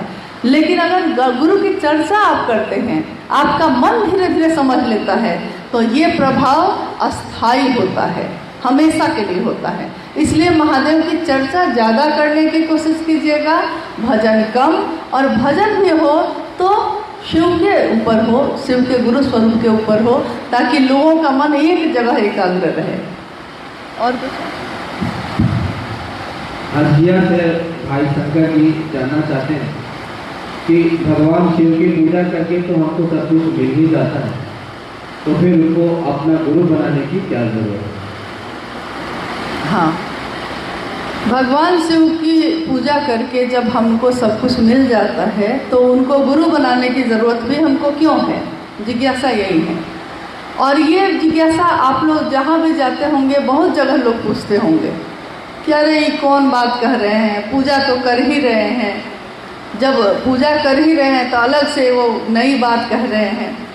लेकिन हम लोग को ये समझना होगा कि शिव की पूजा में और शिव की शिष्यता में क्या अंतर है। शिव की पूजा यानी कि शिव की पूजा हजारों साल से हमारे देश में, विदेश में हर जगह होती है, जो भी होती हैं, हम उसकी पूर्ति के लिए महादेव की पूजा करते हैं। लौकिक कामनाएं यानी अच्छा घर हो जाए, धन मिल जाए, बेटा बेटी हो जाए, संतान हो जाए, सुख हो, समृद्धि हो, ये हो वो हो, मतलब लौकिक दुनिया की जितनी भी तरह की चाहत होती है वो सब लौकिक कामनाएं हो गई। पारलौकिक में हो गया कि मोक्ष मिल जाए, जीवन मरण के चक्र से हम मुक्त हो जाएं, ईश्वर के पास मेरा मन चला जाए, इस तरह की कामना। लौकिक और पारलौकिक दोनों कामनाओं के लिए शिव की पूजा होती आई है, लेकिन उसमें जो सबसे जरूरी चीज होती है वो क्या होती है? पूजा में जरूरी है कि आपके अंदर विश्वास होना चाहिए, आपके अंदर श्रद्धा होनी चाहिए, समर्पण होना चाहिए। मतलब भगवान के लिए विश्वास होगा तभी ना पूजा स्वीकार होगी। समर्पण यानी झुकना होगा, श्रद्धा रखनी होगी, विश्वास रखना होगा, सब कुछ चाहिए उसमें। एक निष्ठता होनी चाहिए कि महादेव के लिए कर रहे हैं तो महादेव के लिए कर रहे हैं, सब होना चाहिए। लेकिन साहब हरिंद्रानंद जी ने कहा शिव की शिष्यता में, शिव के शिष्यों के लिए बिना श्रद्धा के भी वही परिणाम आएगा, बिना विश्वास के भी वही परिणाम, बिना समर्पण के भी वही परिणाम आएगा। यानी शिव की शिष्यता को उन्होंने कहा कि पूजा की हाईटेक विधि है ये। हाईटेक मतलब ये कि कभी हम लोग हाथ का पंखा झेलते थे, हालांकि आज हाथ का पंखा यहाँ बहुत दिन बाद दिख रहा है, तो हाथ का पंखा झेलते थे कभी हम लोग, लेकिन एक दिन सीलिंग फैन बन गया जो ऊपर में लगता है, फिर वॉल फैन दीवार पे लगने वाला बन गया, कूलर बन गया, एसी बन गया, तो धीरे धीरे क्या हुआ, हाथ का पंखा छूट गया। तो हवा लगाने का हाईटेक क्या हो गया, अब एसी हो गया। हाईटेक विधि हवा वो भी लगाता था, हवा ये भी लगाता है, लेकिन इसको जहाँ हौंकते हौंकते हम लोग थक जाते थे, अभी खाली एक स्विच ऑन करते हैं, पंखा की हवा कूलर की हवा में ठंडे हो जाते हैं, तुरंत होता है ना वो काम। वही उन्होंने कहा कि शिव की शिष्यता शिव पूजा का ही हाईटेक विधि है। मतलब ये एक ऐसी विधि है जो आपके मन को सीधे शिव के पास लेके जाती है।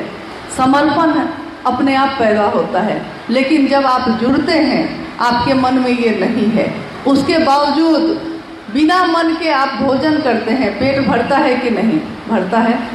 बिना मन का दवा खा लिए हैं, डॉक्टर बोला है कि दवा खानी ही पड़ेगी, मन नहीं है खाने का, दवा खानी पड़ी है तो खा लिए हैं, बीमारी ठीक होगी कि नहीं होगी? होगी। साहब ने यही कहा कि बिना श्रद्धा, बिना विश्वास, बिना समर्पण के भी अगर शिव को आप अपना मानकर खड़े रह जाइएगा तो एक दिन वो शिव आपके अंदर ये चीज़ उतार देगा कि आपके अंदर उसके लिए श्रद्धा भी पैदा हो जाएगी, विश्वास भी पैदा हो जाएगा, समर्पण ही समर्पण होगा, और एक दिन ऐसा होगा कि एक निष्ठ हो जाइएगा। मतलब शिव नहीं तो कोई नहीं, जैसा उमा ने किया था।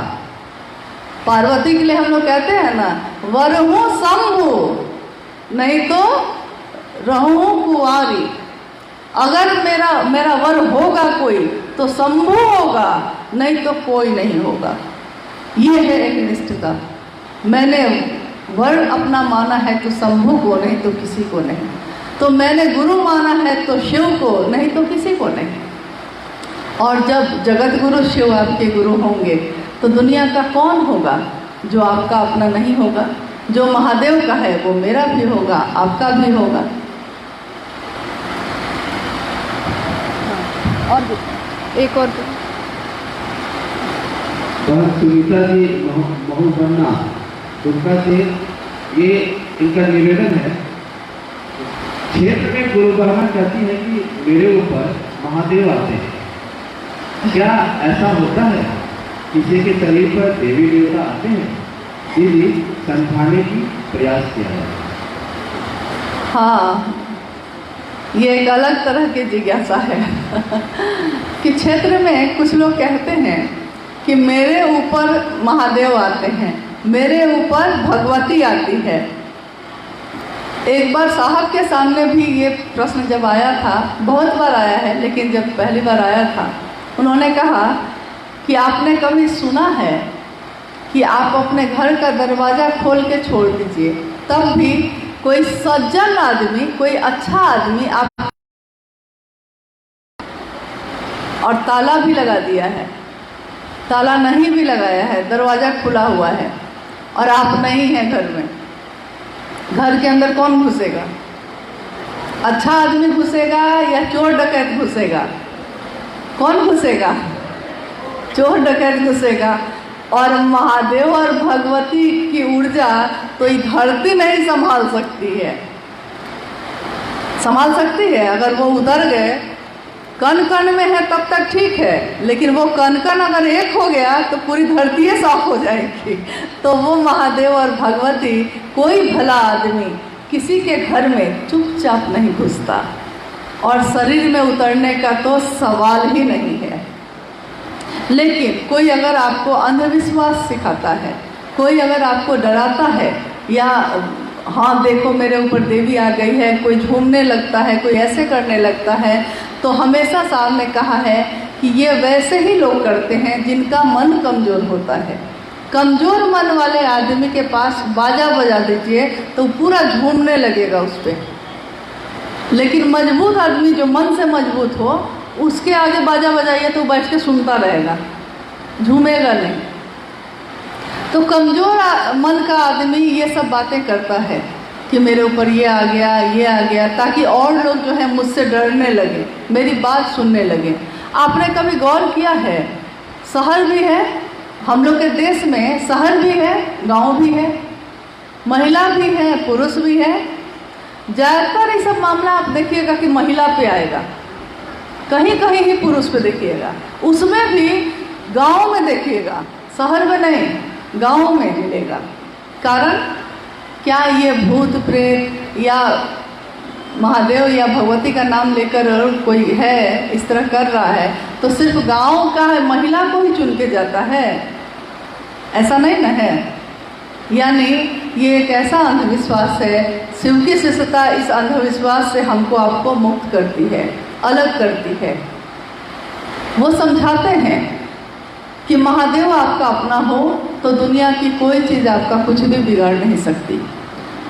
आप पड़ोस में कहीं चले जाइए और जिला का थाना है, थाना में रहने वाला एक सिपाही भी अगर मेरा परिचित है तो मेरा मिजाज कैसा होता है उस समय? सिपाही से परिचय है, लेकिन मिजाज ऐसा है कि कहीं कोई मामला होता है तो हम कहते हैं अरे कोई बात होगी तो हमको कहना, थाना में अपना ही लोग है, अपना लोग है थाना में, सब कुछ मैनेज हो जाएगा, हमको कहना। कहते हैं कि नहीं? देखिए, एक सिपाही से परिचय है तब तो मन इतना बुलंद है, कलेक्टर से होगा तो कितना बुलंद होगा, और देवों के देव महादेव से होगा तब कितना बुलंद होगा। तब तो हम दुनिया की किसी भी शक्ति को कह सकते हैं कि भाई हमसे अलग ही रहना। क्यों? क्योंकि हम लोग महादेव के गण हैं, महादेव के लोग हैं, महादेव के शिष्य हैं, हमसे अलग ही रहिएगा। हाँ, प्यार से मांगिएगा तो जीवन भी आपका है, टेढ़े चलिएगा तो ठीक नहीं होगा। तो आप लोगों को समझाइए कि ये गलत चीज़ें हैं, कम से कम अपने गुरु को बदनाम नहीं करें, क्योंकि मेरे आपके द्वारा किए हुए काम से ही हमारे गुरु का नाम होगा और मेरे ही काम से गुरु की बदनामी भी होगी। दोनों आपके हाथ में है। हम चाहते क्या हैं? क्या मेरे कृत्य से मेरे गुरु बदनाम हो या मेरे कृत्य से मेरे गुरु का नाम रोशन हो? हम चाहते क्या हैं? करना क्या है हम लोग को? तो लोगों को समझाइए, कभी भी अंधविश्वास की बातें सही नहीं हो सकती हैं। आस्था रखिए, अंधविश्वास नहीं। आस्था यानी हाँ महादेव हैं, आप पूजा करना चाहते हैं पूजा करिए, आप शिव चर्चा करना चाहते हैं शिव चर्चा करिए। लेकिन अंधविश्वास ऐसी चीज़ है जो अच्छों को भ्रमित कर देती है। शिव चर्चाओं में कहीं कहीं लोग हलवा या खीर भी बना के रख देते हैं। बारिश का समय है या कहीं कहीं दीवार में भी पानी रिसता रहता है, कुछ गिर गया है उस पर तो कोई आकृति हो जाती है कभी कभी। अब हलवा है ऐसे फैला के रख दिया है, अब उस पर कोई आकृति हो गई है तो पूरे जगह पे फोन होने लगेगा। आज मेरे चढ़ाए हुए हलवा पे ओम लिखाया था, नमः शिवाय लिखाया था, सांप की आकृति थी। होता है ना ऐसा, जबकि वो तो संयोगवश मौसम और बारिश की वजह से हो जाता है ऐसा। और ऐसे देखिएगा तो कण कण में महादेव हैं, लेकिन उस कण कण में भी कितनी ताकत है, कितनी ऊर्जा है। एक बार साहब से लोगों ने पूछा कि 5 तत्व से ये दुनिया बनी है, तो ये 5 तत्व में मिट्टी का तत्व जो है, ये मिट्टी का तत्व सबसे नीचे का तत्व माना गया है। मतलब सबसे स्थूल, नीचे का नहीं, ताकतवर तो सब बराबर ही है, लेकिन सबसे स्थूल एक ऐसी चीज़ जिसको हम छू सकते हैं, जिसको सूंघ सकते हैं, मतलब 5 इंद्रिय जिस पे काम करती है, उसमें कितनी ताकत है, कितनी ऊर्जा है। तो साहब ने कहा कि करोड़ों बिजलियों की चमक में जितनी ताकत है, उतनी मिट्टी की एक कण में है वो ताकत। सोच लीजिए, महादेव की ऊर्जा जो एक कण में है, उसमें इतनी ताकत है, एक बिजली गिर जाए तो वहाँ का पेड़, वहाँ के लोग जल के राख हो जाते हैं। और महादेव उतर गए तो एक शरीर में क्या, इस दुनिया में ही अगर पूरी ऊर्जा के साथ उतर गए तब तो कुछ बचेगा ही नहीं। इसीलिए इन चीज़ों से अपने आप को मुक्त करिए, लोगों को भी समझाइए कि लोग ऐसा नहीं सोचे। अंतिम कर दो। चलिए, आज की ये संगोष्ठी जो आयोजित की गई थी, शिव को गुरु मानने की बात, शिव की चर्चा करने की बात, शिव को प्रणाम करने की बात, मतलब दया मांगना, चर्चा करना और नमन करना, ये तीनों सूत्र हमारे शिव शिष्यों का जीवन का आधार है। आधार इसलिए कह रहे हैं क्योंकि इसी का सहारा बना के हमारा मन अभी तक टिक नहीं पा रहा है, तो हम इसी का आधार बनाकर अपने महादेव की तरफ चलते जा रहे हैं। लेकिन साहब हरिनानंद जी ने कहा कि आने वाले वर्षों में, आने वाले समय में पीढ़ी दर पीढ़ी शिव की शिष्यता बढ़ती चली जाएगी। आज जो शिव के शिष्य हैं, जो सामने दिखते हैं, वो नींव के पत्थर हैं। आज नहीं कहा था साहब ने ये बात, लगभग 17-18 साल पहले एक संगोष्ठी में साहब ने कही थी ये बात कि आज जो शिव के शिष्य हैं वो नींव के पत्थर हैं। नींव के पत्थर यानी कि ये मकान जब बनता है ना, तो इस मकान को बनने से पहले जो नींव डाला जाता है वो जितना मजबूत होगा उस पे इमारत उतनी ही अच्छी होगी।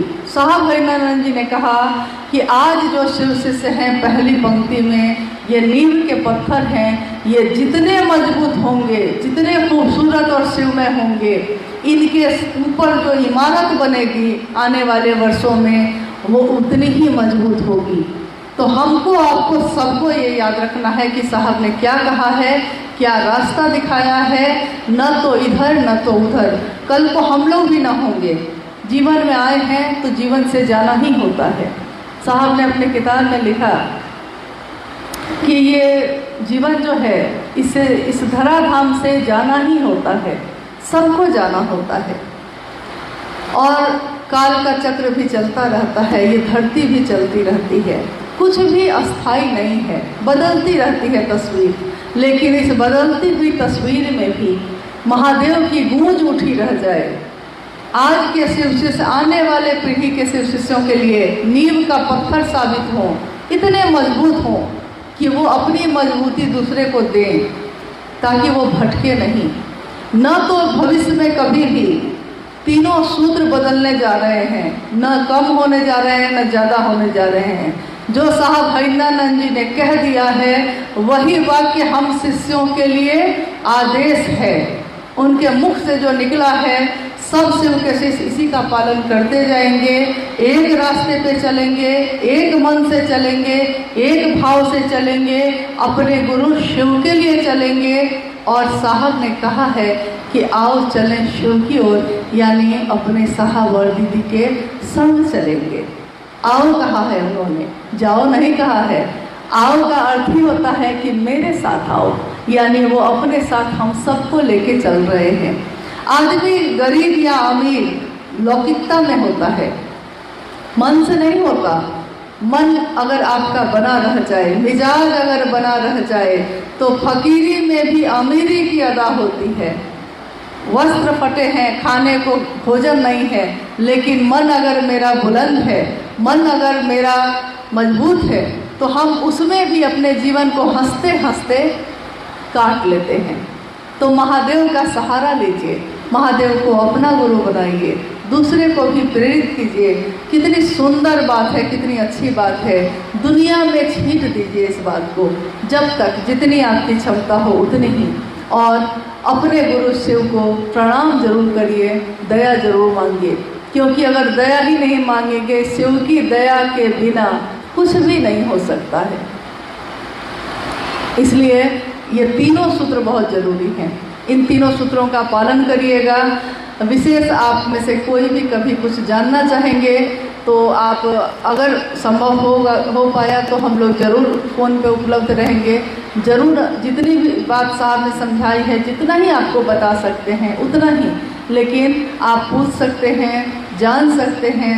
अंधविश्वास पे कुछ पम्पलेट छपे हुए हैं जो आज आपको दिए जाएंगे, है वो दिए जाएंगे, आप उसको पढ़िएगा।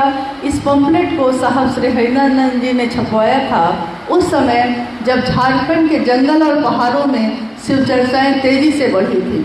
तो जंगल और पहाड़ों में जब कोई डॉक्टर नहीं पहुंचता है तो लोगों को लगता है कि शायद कोई झाड़ फूक हो जाता तो ठीक हो जाते, लेकिन साहब ने उस समय भी सबको सावधान किया था। कभी हुआ करते थे ऐसे लोग, आज नहीं मिलते हैं, ये बात उन्होंने कही थी। आज मात्र अपने गुरु शिव का सहारा लेकर आप आगे बढ़िए। तो हमें सावधान करने के लिए, हमें सचेत करने के लिए हर जगह वो प्रकाश स्तंभ की तरह खड़े हैं। हमको उस रास्ते पे सिर्फ चलना है। तो आइए हम सब उस रास्ते पे चलते हैं, अच्छे मन से, एक मन से, एक वचन से, एक कर्म से। शिव मेरे गुरु हैं, शिव सबके गुरु हो जाए। यही उद्देश्य, यही लौकिक उद्देश्य हर शिव शिष्यों का होता है। आप सभी के चरणों में मेरा प्रणाम।